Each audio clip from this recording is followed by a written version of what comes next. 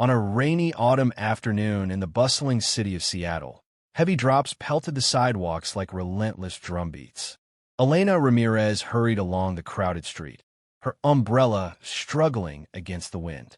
At 38, Elena was a successful graphic designer who had built her freelance career from scratch after losing her husband to cancer 5 years earlier. She was raising her 8-year-old son, Lucas, alone, juggling deadlines and school runs in a small apartment overlooking the Puget Sound. Lucas skipped beside her, his red rain boots splashing in every puddle. They were heading home from his soccer practice, a rare Saturday when Elena had managed to finish work early enough to pick him up herself instead of relying on the after-school program. "Mom, look!" Lucas suddenly stopped, pointing toward a covered bus stop shelter just ahead. Elena followed his gaze and felt a pang in her chest. An older man sat slumped on the bench, his threadbare coat soaked through despite the shelter. He looked to be in his late 60s, with gray hair matted from the rain and a weathered face etched with lines of hardship. Beside him was a small, battered suitcase and a plastic grocery bag that seemed to hold all his possessions. He was shivering, trying to wrap his arms around himself for warmth. "Dad would have helped him," Lucas said quietly, his young voice carrying a wisdom beyond his years. Elena's late husband, Miguel, had always been the one to stop for strangers in need, handing out spare change, offering rides, or simply listening. Elena hesitated. The rain was picking up, and they were already late for dinner. But Lucas's eyes, wide and pleading, mirrored her own conscience.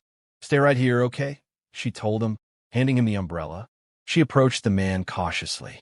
Up close, she could see his hands trembling as he clutched a crumpled coffee cup, empty from the looks of it. "Sir, are you okay? Do you need anything?" The man looked up, his blue eyes clouded with fatigue and surprise. "I'm all right, miss.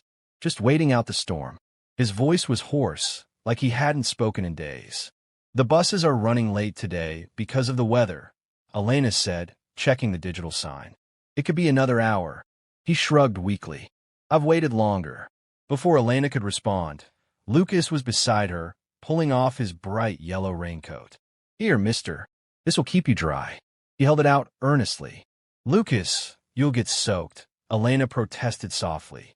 But the man's expression, a mix of shock and gratitude, melted her resistance. She removed her own waterproof jacket, leaving herself in just a sweater. "Please take these. We're almost home." The man, introducing himself as Harold, accepted with shaky hands. "God bless you both." As Elena helped him into the jacket, she noticed his shoes were worn through, socks visible at the heels. Something in her stirred, a memory of Miguel doing the same for a veteran years ago.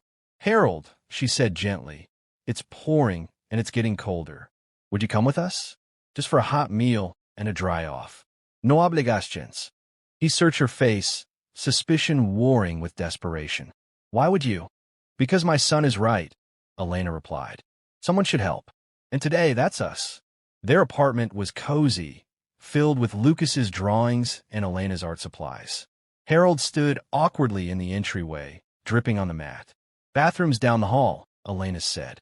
"I'll find some dry clothes. My husband's things are still in storage." He was about your size. While Harold showered, Elena warmed up chili from the night before and baked cornbread.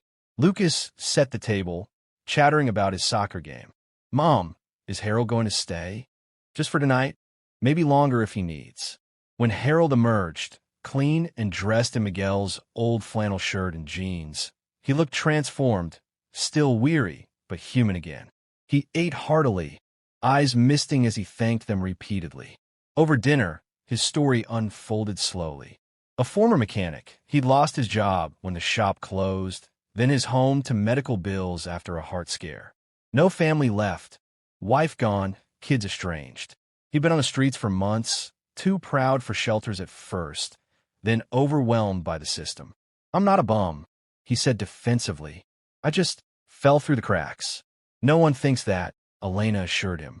"Life can be cruel sometimes." That night, Harold slept on the pull-out couch. What started as one night became a week. Elena connected him with a veterans organization. He'd served in Vietnam, a social worker friend, and a job counselor.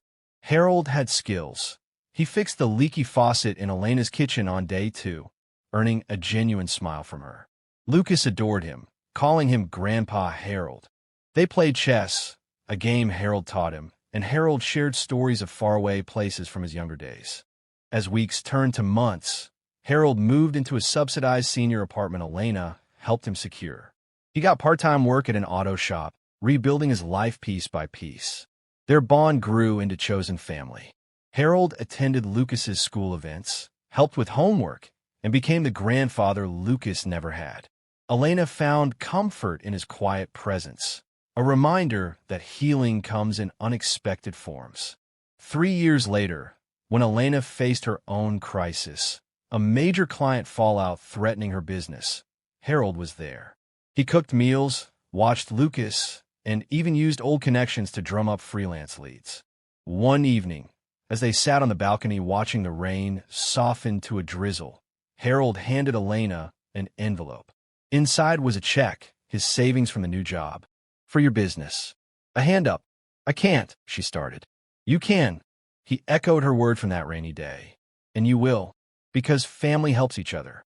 Years on, at Lucas's high school graduation, Harold sat proudly in the front row beside Elena. Lucas's speech thanked the strangers who became family, the mom who taught me compassion, and the grandpa who showed me resilience. As applause filled the auditorium, Elena squeezed Harold's hand. That rainy afternoon had changed everything.